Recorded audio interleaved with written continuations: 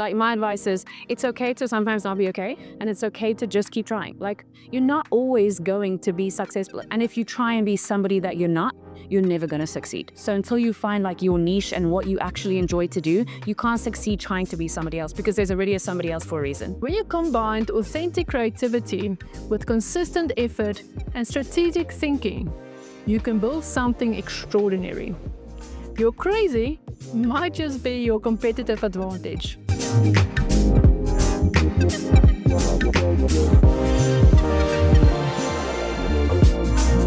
Hello, beautiful souls, and welcome back to the Confident Alchemist podcast, where bold women take the brave leap to build businesses and lives that they deserve.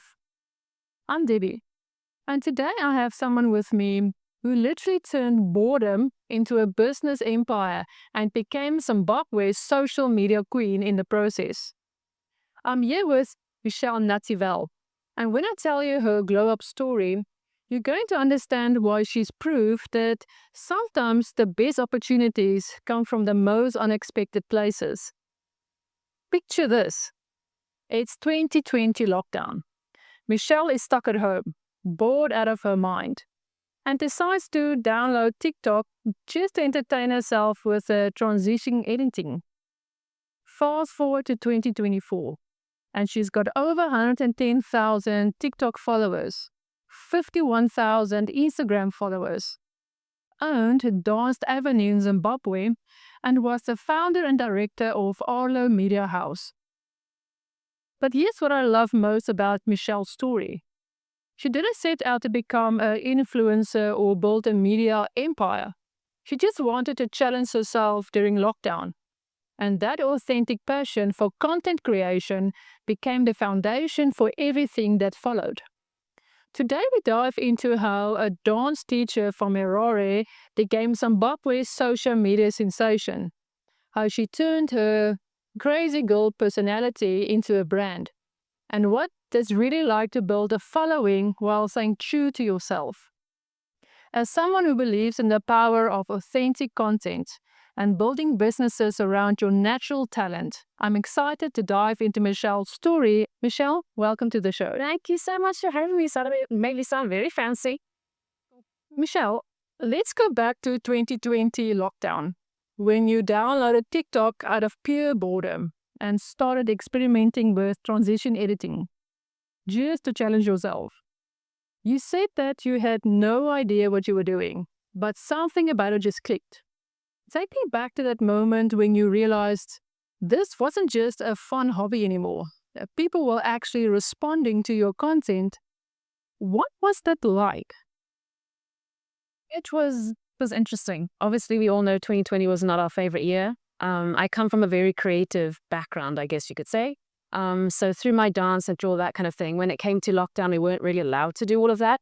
I kind of had to think of something, and I'm someone that I can't sit still. Like, I really can't. I have to be doing something. So when I downloaded TikTok and like all of the dance challenges and all the transition challenges was like a big thing, I was like, I'm pretty sure I can do that. Like, I think I can figure it all out. So again, it just started with my phone stuck on a tripod in my room, like trying to figure out how to do it. And it would take me the whole day to do a small little video.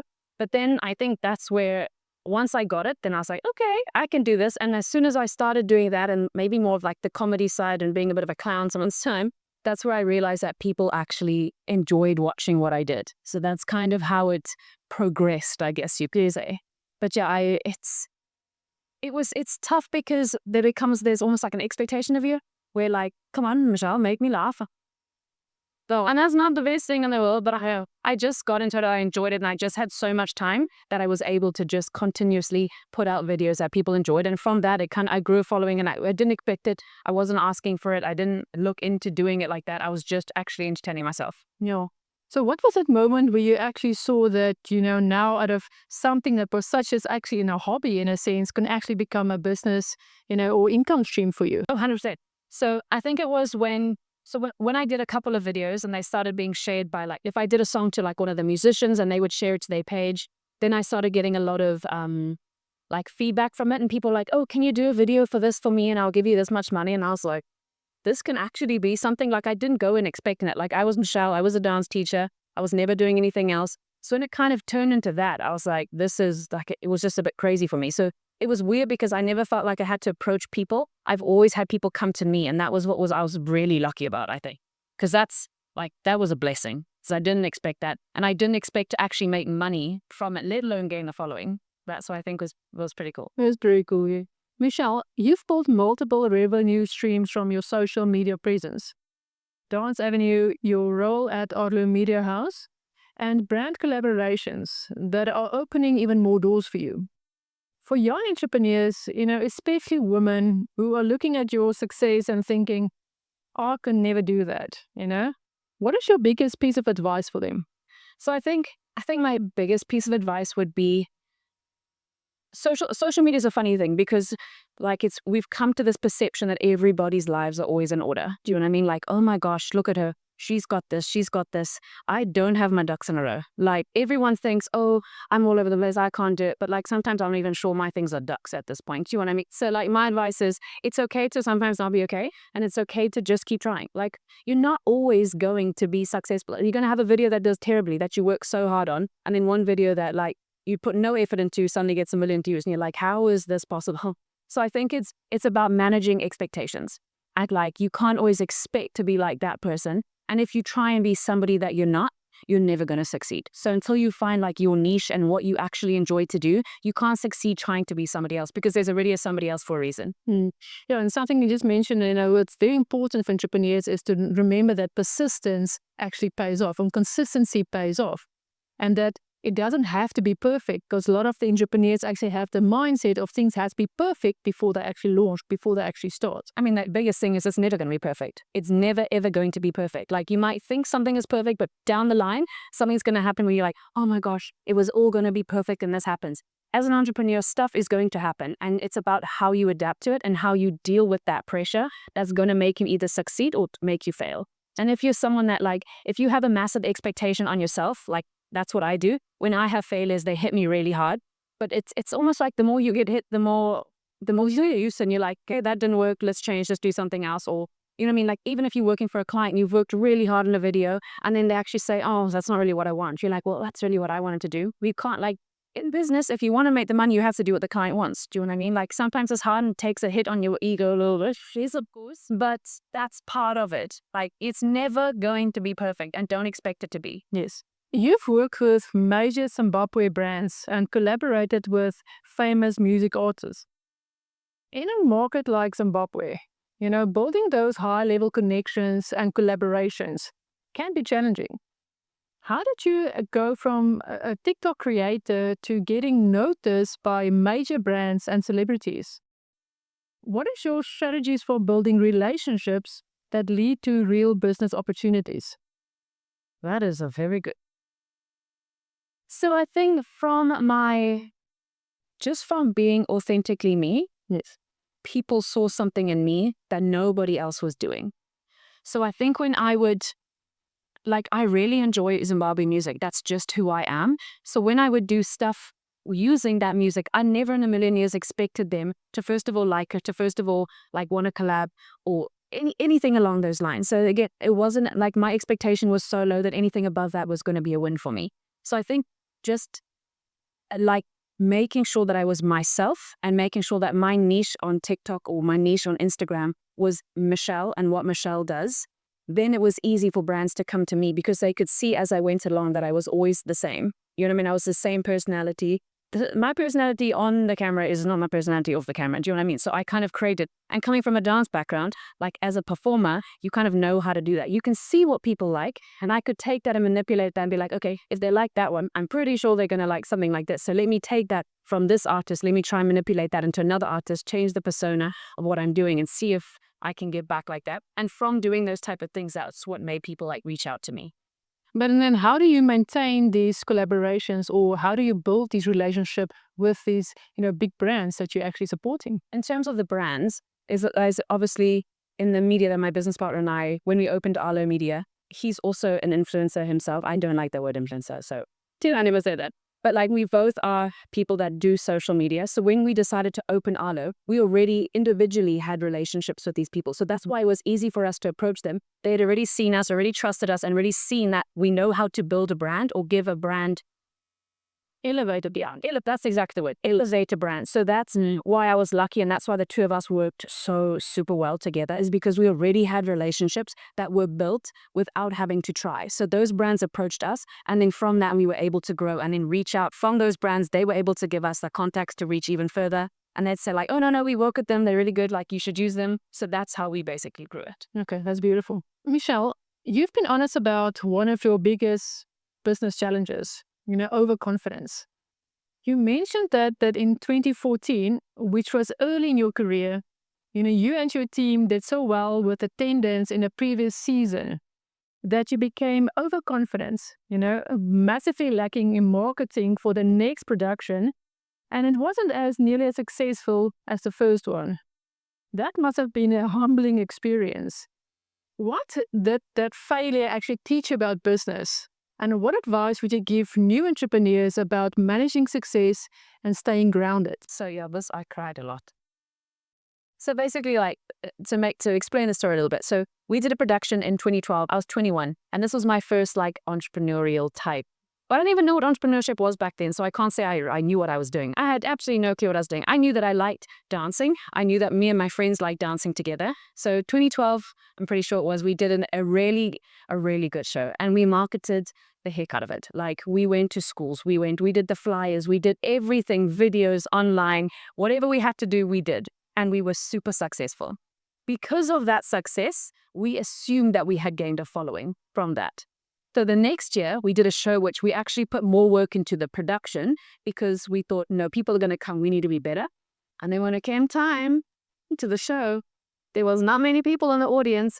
And myself, the same business partner that I did Arlo with, we danced together as well. We said to each other from that day, we will never, ever, ever take advantage of who we think we are. Like, that was something that we didn't actually take a financial hit, if you know what I mean. It was just an ego hit. Like, we always said, this is going to be our biggest learning curve. We will never, ever take for granted the work that has to go into it, no matter who you are. Yes. So what advice can you give entrepreneurs, to actually stay grounded and not have this, like I said, unfortunately inflated ego? Pretty much what I said earlier is like, just don't take it for granted. Like, you're never bigger than the game. Yes. And that's what we thought we were. And when you take that hit, you just think, oh my gosh, how did I ever think that? And once you have the hit, you realize, like, you're not this huge fish in a small pond. You know what I mean? This is the big bad world out there. You know what I mean? You're a small fish and you have to really work hard for what you want. And that is something that we took not only from our dance, because after that, we also had the dance studio. And after that, we also had Arlo. And I think because of that big hit, we always learned, like, nah, we're never going to be bigger than anything else. We have to really push as hard as we can to get what we want. If you don't work for it, you're not going to get it. You're also passionate about dance and media. Looking ahead, what is your biggest dream for where you want to take your brands and your business? And what legacy do you want to create in Zimbabwe's entertainment and social media space? So at the moment, I have 2 startups that I'm working super hard on. Also in the media and the strategy, because I mean, that's my thing, right? So I'm gonna keep in those lines. In terms of working with, I think where I'm lacking at the moment is lacking on my own brand. Like, that is something that I really need to put and get into that. I mean, I haven't made videos in a long time because, like I said, I've been focusing on different type of things. So I really want to get back into that, as well as with these 2 startups, to see where I can take it. I would like to work maybe more in the influencer world, as in creating for influencers rather than being in them myself. Like, I really want to try and go into that influencer marketing type style, whether it's with, it could be with anyone. It could be with athletes. It could be with content creators. It could be with musicians. Like, I'd love to get more like into that industry, which is something that I think is kind of untapped for me. So that is something that I definitely want to do. I mean, I really enjoy sport. So sport and going into that industry is huge. That's something that's very high on my to-do list. So I think that's kind of where I'm taking my own brand. And in terms of, like, when you said about a legacy, I really want in the next like 10 years to have a business that is in the media industry, that is like is a leading in the marketing industry, and at the end of the day, to take that and see where it can go, so that one day when I have kids, I can hand it over to them, or you can sell it and you can live your best life. And I'm all about that. So I think that's kind of the legacy I want to live, is like, I just want to take what I do best and make myself a success. Yes. As I mean, that's what everyone's dream is, right? Therefore, so I think, pretty much just taking that and just proving to myself that I can do it. Like I did it then, I can do it even better now. I say I've upskilled myself, so I'm in a much better place to be able to create. And I think from going from a creative block where I was last year, I think now I'm ready to be like, I've got all these ideas that I've saved and say, Mike, I can do this, I can do this. So I think that's where I'm at. That's the legacy I want to leave, is just in terms of my own brand, it's like just making people enjoy, making people like take the seriousness out of life, show them the side that's not so pretty. You know what I mean? Everyone on social media looks so perfect, and I'm like, Lord, I'm not that. And I never want to be there. Michelle, thank you for bringing such joy and energy to this conversation. Your story is proof that when you follow your creativity authentically, amazing things can happen, even when you start from a place of just wanting to have fun. Here's what I actually love about Michelle's journey. She never tried to be anything other than herself. From that first TikTok in lockdown to creating multiple streams of income, she stayed true to herself, crazy girl personality, while building something significantly. Here are the 4 brilliant lessons from this conversation. First, you don't need a master plan to start creating. Michelle began with boredom and curiosity, and that authentic experimentation became the foundation for everything else that followed. Second, the work behind viral content is real work. Michelle's detailed planning process shows that successful content creation requires creativity, strategy, and a lot of output changes. Third, social media success can become the launching pad for multiple business ventures when you think strategically about expansion. Michelle didn't just stay a content creator. She created a sustainable media business. Number 4, authenticity is your competitive advantage. Michelle's willingness to be herself, learning to speak Shona and represent her culture genuinely, has created a connection with her audience and that can't be replicated. If you've been thinking about creating content, but you're worried that you don't know enough, you aren't ready, remember Michelle's story. She started with zero experience and just wanted to challenge herself. Your authentic voice and unique perspective is exactly what the world needs to see. Send me a message and tell me what creative project you've been putting off because you don't feel ready. Maybe it's time to download that app, start that blog, or share that talent you've been hiding.